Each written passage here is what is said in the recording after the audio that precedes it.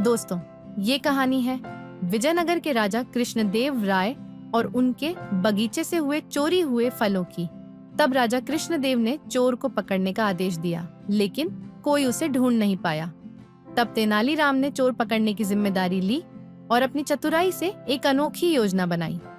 तो ये है तेनालीराम की बुद्धिमानी और चतुराई से भरी एक रोचक कहानी।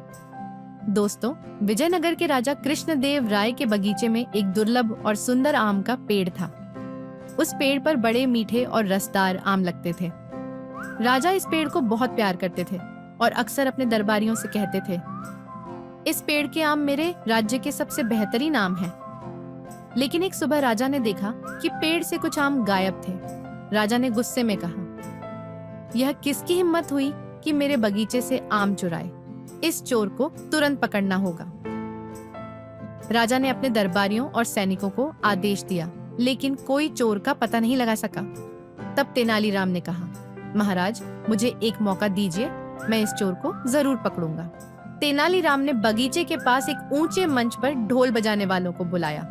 फिर उन्होंने नगर के सभी लोगों को इकट्ठा किया और कहा, राजा ने एक जादुई तोता बुलाया है। यह तोता चोर को पहचान लेगा। सभी को एक एक करके इसके सामने आना होगा। तोता वास्तव में तेनालीराम का बनाया हुआ प्लान था। उन्होंने एक बंद डिब्बे में साधारण तोता रखा और लोगों से कहा, जो चोर होगा उसका हाथ तोते को छूते ही काला हो जाएगा, क्योंकि इस तोते के पंखों पर जादुई तेल लगाया गया है। एक एक करके लोग तोते के पास आए।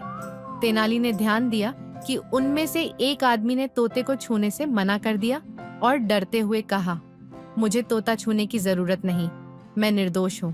तेनाली ने उस व्यक्ति का हाथ देखा। उसके हाथ बिल्कुल साफ थे। तेनाली मुस्कुराए और राजा से कहा, महाराज, यही चोर है। राजा ने हैरानी से पूछा, लेकिन तुमने कैसे जाना? तेनाली ने समझाया, अगर वह निर्दोष होता तो निडर होकर तोते को छूता, लेकिन डर की वजह से उसने इसे छूने से मना कर दिया। राजा कृष्णदेव राय ने तेनालीराम की बुद्धिमानी की सराहना की और चोर को दंड दिया। उन्होंने तेनाली से कहा, तुम्हारी चतुराई हमेशा मुझे हैरान कर देती है। तुम सचमुच इस राज्य के रत्न हो। तथा शिक्षा इस कहानी से हमें यह सीख मिलती है कि बुद्धिमानी और समझदारी से किसी भी समस्या का हल निकाला जा सकता है। तो दोस्तों, ये वीडियो देखने के लिए आपका धन्यवाद। अगर आपको ये कहानी पसंद आई हो और इससे आपको प्रेरणा मिली हो तो लाइक करें, शेयर करें और हमारे चैनल को सब्सक्राइब करना न भूलें। साथ ही बेल आइकन दबाएं ताकि ऐसी और प्रेरणादायक कहानियाँ आप तक सबसे पहले पहुँच सके।